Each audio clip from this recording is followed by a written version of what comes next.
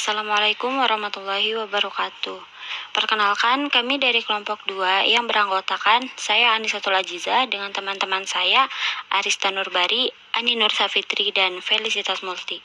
Izinkan kami untuk mempresentasikan hasil diskusi kami mengenai sistem pengendalian manajemen pada PT Pos Indonesia. Untuk materi pertama yang akan saya bahas yaitu pengertian. PT Pos Indonesia Persero atau yang biasa disingkat Pos IND adalah sebuah badan usaha milik negara Indonesia yang terutama menyediakan layanan pos untuk mendukung kegiatan bisnisnya hingga akhir tahun 2021.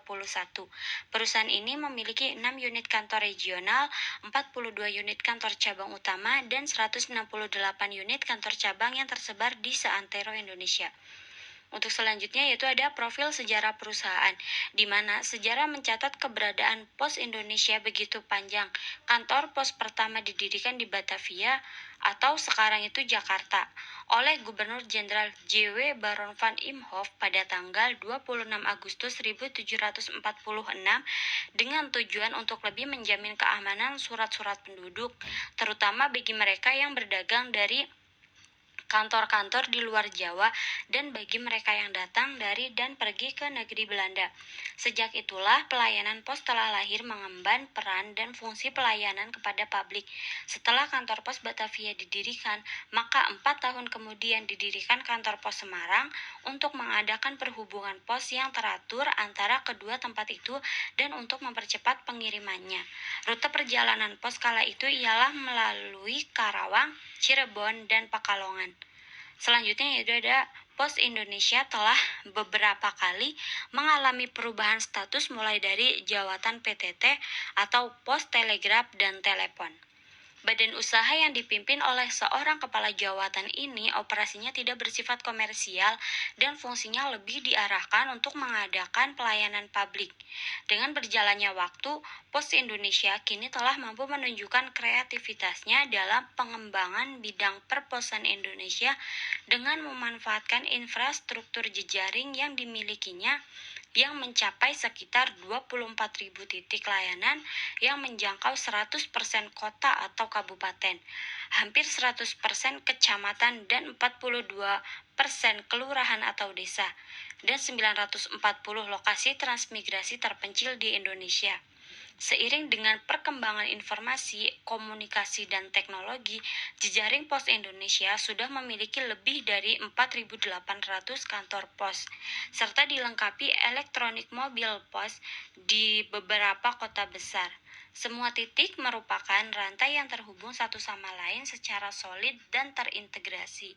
Sistem kode pos diciptakan untuk mempermudah prosesing kiriman pos, di mana tiap jengkal daerah di Indonesia mampu diidentifikasi dengan akurat. Selanjutnya ada sejarah kantor pos Indonesia, di mana pada tahun 1746 sejarah mencatat keberadaan Pos Indonesia begitu panjang. Kantor pos pertama didirikan di Batavia atau sekarang itu Jakarta oleh Gubernur Jenderal J.W. Baron van Imhoff pada tanggal 26 Agustus 1746. Untuk tahun yang kedua yaitu ada pada tahun 1875. Pada tahun ini Dinas Pos disatukan dengan Dinas Telegraf dengan status jawatan dengan nama Posten Telegraf Dienst. Pada tahun ketiga yaitu pada tahun 1877, sejak pemerintahan kolonial Dinas Pos pemerintahan Belanda sudah berhubungan dalam pengiriman surat dan barang secara internasional sehingga tercatat sebagai anggota Union Postal Universal.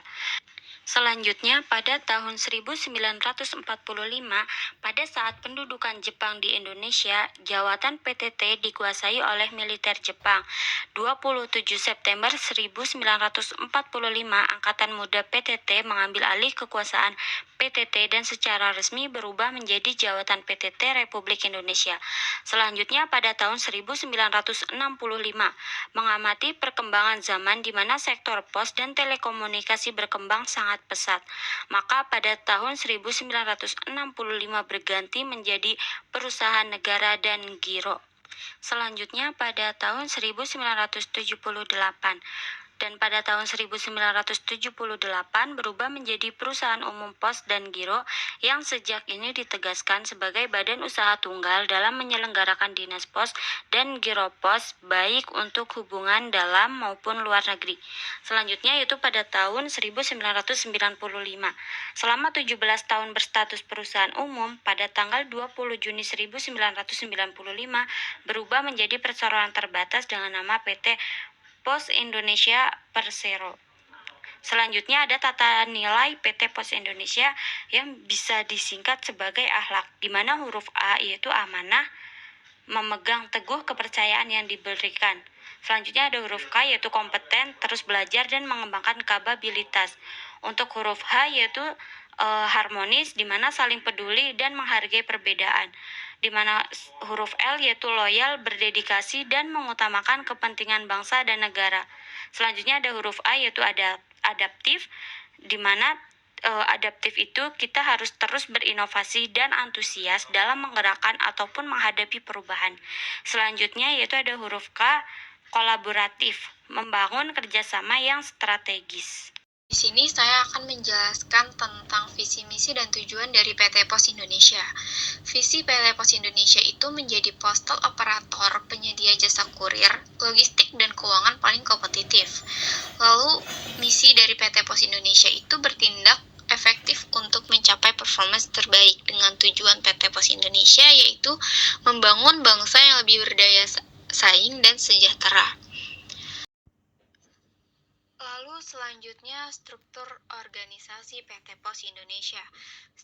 Struktur organisasi yang tertera di slide ini itu struktur organisasi PT Pos Indonesia Pusat, yang dimana PT Pos Indonesia ini membawahi seluruh kantor pos yang tersebar di seluruh Indonesia. Adapun pemegang jabatan inti PT Pos Indonesia diantaranya adalah yang pertama ada pemegang saham, di bawahnya ada dewan komisaris dan juga komite, lalu di bawahnya ada direktur utama. Di bawah direktur utama ada beberapa dewan direksi. Yang pertama itu ada Direktorat Bisnis Jasa Keuangan, lalu Direktorat Bisnis Kurir dan Logistik, lalu ada Direktorat Operasi dan Digital Service, ada Direktorat Keuangan dan Manajemen Risiko, dan ada Direktorat Human Capital Management. Selanjutnya ada Direktorat Bisnis Manajemen dan Portofolio Manajemen. Selanjutnya di sini saya ingin menjelaskan tentang penganggaran dan keuangan PT Pos Indonesia. Dimulai dari penganggaran. Proses penganggaran itu yang pertama ada tahap perencanaan. Tahap perencanaan di sini ada 3. Tahap perencanaan yang pertama itu analisis lingkungan, yaitu memahami dinamika pasar, regulasi pemerintah, dan tren industri. Yang kedua, identifikasi prioritas strategis, yang dimana menentukan prioritas berdasarkan rencana jangka panjang dan kebijakan manajemen. Yang ketiga, proyeksi pendapatan dan pengeluaran, yang dimana memproyeksikan pendapatan berdasarkan tren historis dan perkiraan pasar, serta menghitung pengeluaran yang diperlukan untuk operasional dan investasi. Selanjutnya, proses penganggaran selanjutnya yaitu pelaksanaan dan kontrol. Pelaksanaan dan kontrol di sini ada 3. Yang pertama, implementasi anggaran, yaitu memulai pengeluaran sesuai dengan anggaran yang telah disetujui. Yang kedua, monitoring realisasi, yaitu evaluasi berkala realisasi anggaran melalui laporan keuangan bulanan dan kuartalan. Yang ketiga, penyesuaian anggaran, yaitu menyesuaikan perubahan berdasarkan performa aktual dan perubahan kondisi pasar. Selanjutnya, penyusunan anggaran. Penyusunan anggaran di sini ada 4. Yang pertama, anggaran pendapatan yang meliputi semua sumber pendapatan termasuk layanan pos tradisional, jasa keuangan, dan kemitraan e-commerce. Yang kedua, anggaran operasional yang terdiri dari rincian biaya operasional seperti gaji karyawan, biaya bahan bakar, dan pemeliharaan fasilitas. Yang ketiga, anggaran investasi, yaitu anggaran untuk proyek investasi seperti peningkatan teknologi dan ekspansi jaringan layanan. Yang keempat, anggaran keuangan, termasuk pembayaran bunga utang dan manajemen kas. Lalu selanjutnya, di penganggaran ini ada komponen utama. Yang pertama, anggaran pendapatan, yaitu ada layanan pengiriman, jasa keuangan, dan kemitraan. Layanan pengiriman PT Pos Indonesia itu pendapatan dari pengiriman surat dan paket. Lalu jasa keuangan di sini yaitu pendapatan dari layanan seperti transfer uang dan pembayaran tagihan. Yang ketiga, kemitraan. Kemitraan itu pendapatan dari kolaborasi dengan perusahaan e-commerce dan logistik. Selanjutnya, komponen yang kedua ada anggaran pengeluaran. Anggaran pengeluaran di sini ada biaya tenaga kerja seperti gaji, tunjangan, dan pelatihan karyawan. Yang kedua ada biaya operasional, yaitu terdiri dari biaya transportasi, bahan bakar, dan utilitas.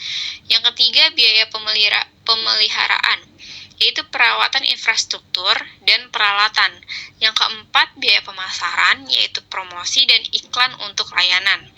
Selanjutnya, komponen yang ketiga ada modernisasi teknologi dan pengembangan layanan. Modernisasi teknologi itu dari investasi dalam IT untuk meningkatkan sistem manajemen pos. Pengembangan yang kedua, pengembangan layanan, yaitu pengembangan layanan baru seperti platform digital untuk pengiriman paket. Selanjutnya, saya akan menjelaskan tentang keuangan dari PT Pos Indonesia. Di sini, saya akan membahas tentang pendapatan dari PT Pos Indonesia. Pendapatan PT Pos Indonesia itu terdapat dari layanan utamanya. Layanan utamanya itu pengiriman surat dan paket yang mencakup pengiriman domestik dan internasional. Kedua, pendapatan dari layanan logistik, yaitu layanan pengiriman untuk bisnis termasuk pengiriman e-commerce. Lalu yang ketiga, jasa keuangan. Jasa keuangan ini itu merupakan layanan seperti emitensi, pembayaran tagihan, dan layanan perbankan mikro. Lalu yang keempat, pendapatan dari kemitraan logistik. Kemitraan logistik ini kerjasama dengan perusahaan logistik untuk memperluas jaringan pengiriman. Lalu selanjutnya, ada kemitraan strategis. Kemitraan strategis di sini penyediaan solusi pengiriman dan logistik untuk perusahaan e-commerce. Lalu selanjutnya ada pengelolaan keuangan. Pengelolaan keuangan di sini itu adalah laporan keuangan dan audit. Laporan keuangan terdiri dari neraca, laporan laba rugi, dan laporan arus kas untuk analisis kesehatan keuangan. Lalu laporan keuangan tersebut diaudit dengan pemeriksa keuangan oleh auditor internal dan eksternal untuk memastikan kepatuhan dan akurasi dari PT Pos Indonesia. Lalu selanjutnya ada manajemen kas. Manajemen kas di sini ada dua. Yang pertama likuidasi dan yang kedua ada investasi jangka pendek. Likuiditas itu memastikan ketersediaan dana untuk operasional harian.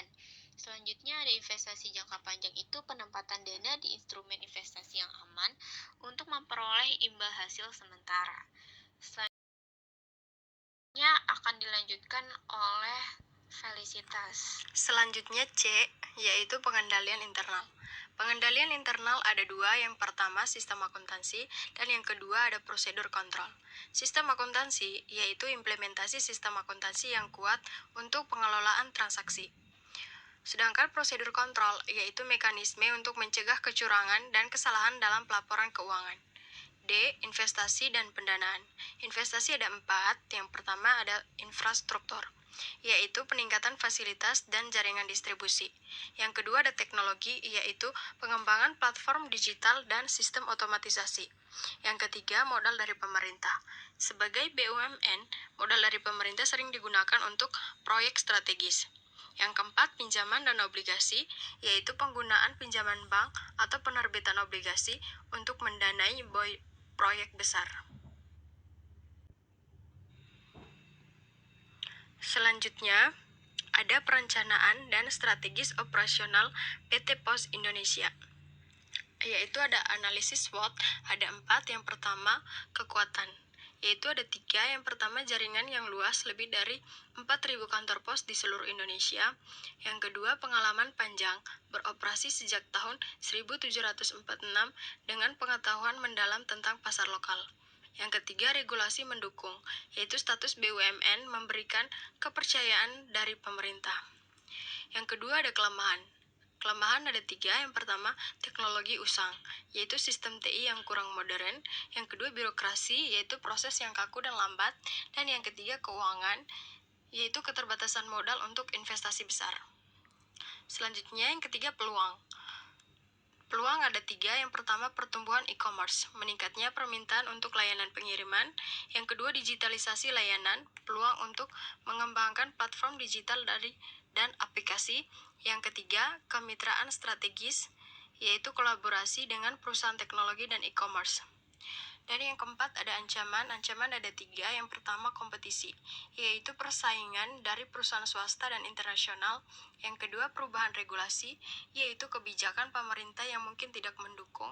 Yang ketiga, perubahan preferensi, yaitu pergeseran ke layanan berbasis digital yang lebih cepat dan efisien. Selanjutnya, rencana dan strategi operasional ada 6. Yang pertama, transformasi digital ada 3, yaitu modernisasi sistem teknologi informasi, otomatisasi dan integrasi proses, dan layanan pelangganan digital. Yang kedua, peningkatan infrastruktur ada 2, yaitu pengembangan jaringan dan fasilitas, dan optimalisasi transportasi.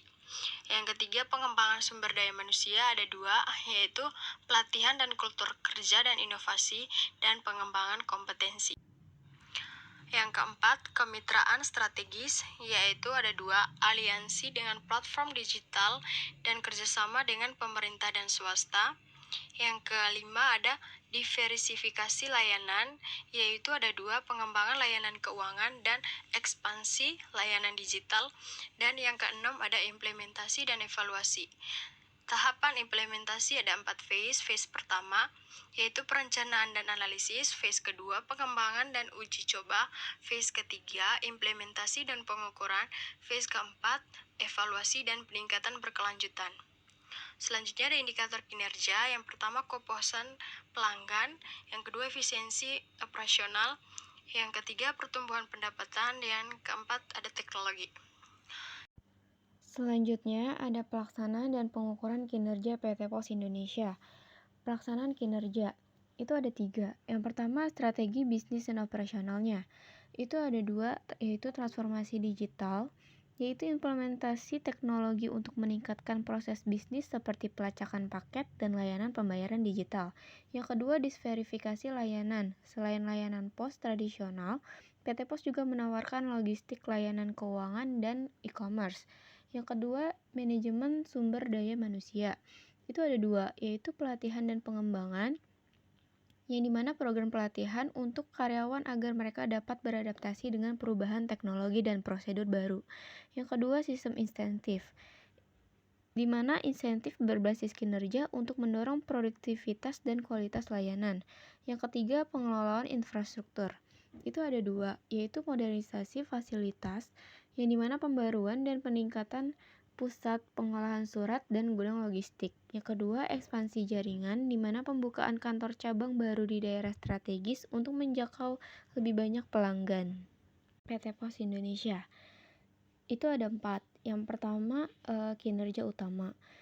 Itu diukur dari waktu pengiriman, di mana kecepatan dan ketepatan waktu pengiriman surat dan paket. Yang kedua, ada kepuasan pelanggan, di mana indeks kepuasan yang diukur melalui survei dan feedback pelanggan. Yang ketiga, efisiensi operasional, di mana biaya operasional relatif terhadap volume surat dan paket yang diproses. Yang kedua, ada pengukuran dari kualitas layanan. Yang pertama itu pengukuran dari rasio pengiriman tepat waktu, di mana persentase pengiriman yang tiba sesuai dengan waktu yang dijanjikan. Kedua, tingkat keluhannya, di mana jumlah dan jenis keluhan yang diterima serta kecepatan penyelesaiannya. Yang ketiga, pengukuran dari keuangan. Pengukuran keuangan itu ada dari pendapatan, di mana pertumbuhan pendapatan dari berbagai lini bisnis. Kedua, dari laba bersihnya, di mana keuntungan setelah dikurangi semua biaya operasional. Yang keempat, penilaian kinerja SDM. Yang pertama itu penilaian dari produktivitas karyawan, di mana evaluasi produktivitas berdasarkan output individu dan tim. Yang kedua, penilaian kompetensi, di mana penilaian keterampilan dan kompetensi yang diperlukan untuk berbagai peran dalam organisasi. Selanjutnya ada pengawasan dan evaluasi kinerja PT Pos Indonesia. Yang pertama, pengawasan internal dibagi menjadi dua, yaitu audit internal dan kepatuhan dan etika. Audit internal yaitu mengidentifikasi dan mengevaluasi resiko operasional dan kepatuhan, memastikan sistem kontrol internal yang efektif, dan memberikan rekomendasi perbaikan. Dan yang kedua ada kepatuhan dan etika, yaitu pengawasan terhadap kepatuhan regulasi dan kode etik perusahaan, termasuk pelaporan transparan dan anti korupsi. Yang kedua, pengawasan eksternal, yaitu ada audit eksternal dan regulasi pemerintah. Audit eksternal yaitu dilakukan oleh audit independen untuk menilai karakter laporan keuangan, kepatuhan terhadap standar akuntansi, dan kelayakan operasional perusahaan. Serta regulasi pemerintah, yaitu PT Pos Indonesia harus mematuhi regulasi dari pemerintah dan badan pengawasan seperti Otoritas Jasa Keuangan atau OJK untuk aspek-aspek keuangan. Yang ketiga ada evaluasi kinerja, dibagi menjadi dua, yaitu laporan keuangan dan indikator kinerja keuangan. Laporan keuangan yaitu analisis laporan keuangan seperti neraca, laporan laba rugi, dan arus kas untuk mengevaluasi kesehatan keuangan. Dan yang kedua ada indikator kinerja keuangan, yaitu penggunaan rasio-rasio keuangan seperti ROE, ROI, dan rasio likuiditas. Selanjutnya ada evaluasi kinerja operasional dibagi menjadi dua, yaitu proses bisnis dan teknologi dan inovasi. Proses bisnis yaitu efisiensi dan efektivitas proses operasional seperti distribusi surat dan paket, serta pengelolaan logistik. Sedangkan teknologi dan inovasi adalah adaptasi teknologi baru untuk meningkatkan layanan dan mengurangi biaya operasional. Yang kelima ada evaluasi kinerja pelayanan pelanggan, dibagi menjadi dua, yaitu survei kepuasan pelanggan dan waktu respons dan penyelesaian. Survei kepuasan pelanggan yaitu mengumpulkan umpan balik dari pelanggan untuk mengevaluasi kualitas layanan dan mengidentifikasi area untuk perbaikan. Sedangkan waktu respon dan penyelesaian yaitu evaluasi waktu yang dibutuhkan untuk menyelesaikan pengiriman dan menangani keluhan pelanggan. Yang keenam ada pelaporan dan tindak lanjutan, dibagi menjadi dua, yaitu pelaporan kinerja dan tindakan lanjutan rekomendasi. Pelaporan kinerja yaitu penyusunan laporan berkala untuk mengenai kinerja perusahaan untuk memanajemen dan pemangku kepentingan. Sedangkan tindakan lanjutan rekomendasi yaitu implementasi rekomendasi dari hasil audit dan evaluasi untuk perbaikan berkelanjutan. Yang ketujuh adalah komite pengawas, ya, dibagi menjadi dua, yaitu komite audit dan komite manajemen risiko. Komite audit yaitu mengawasi fungsi audit internal dan eksternal serta mengevaluasi sistem kontrol perusahaan. Sedangkan manajemen risiko yaitu menilai risiko operasional dan strategi serta memastikan penerapan kebijakan mitigasi risiko yang efektif. Selanjutnya, perbandingan antara kondisi aktual dan teori dari PT Pos Indonesia. Yang pertama, penerapan prinsip manajemen klasik. PT Pos Indonesia menunjukkan penerapan prinsip-prinsip manajemen klasik seperti pembagian kerja dan struktur birokrasi. Pembagian tugas yang jelas antara berbagai divisi dan jabatan memastikan operasional yang terorganisir. Namun ada kendala dalam fleksibilitas dan adaptasi terhadap perubahan pasar yang cepat. Struktur hierarkis seringkali menghambat inovasi dan respon cepat terhadap perubahan lingkungan eksternal. Yang kedua, strategic manajemen di PT Pos Indonesia. Meskipun ada upaya untuk menerapkan perencanaan strategis, PT Pos Indonesia masih perlu meningkatkan kemampuan analisis lingkungan dan respons terhadap ancaman dari pesaing. perusahaan telah mengadopsi beberapa inisiatif strategis seperti disverifikasi layanan dan digitalisasi. Namun pelaksanaannya terkadang kurang efektif karena resistensi internal dan keterbatasan sumber daya.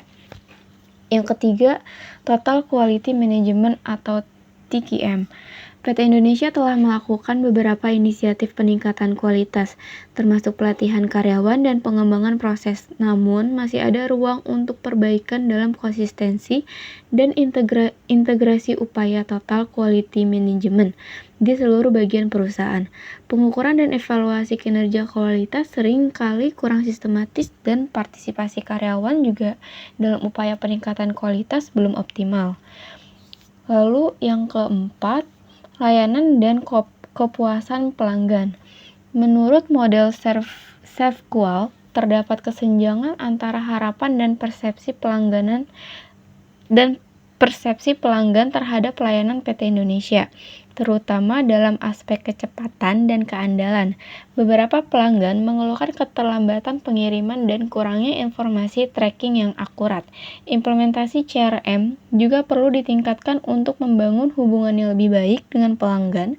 Saat ini data pelanggan belum dimanfaatkan secara optimal untuk segmentasi pasar dan personalisasi layanan. Hingga kesimpulannya yaitu PT Pos adalah perusahaan jasa di bidang pengirim barang baik mail atau logistik, namun Pos juga bekerja sama dengan beberapa perusahaan untuk menyediakan jasa finance untuk mempermudah konsumen PT Pos.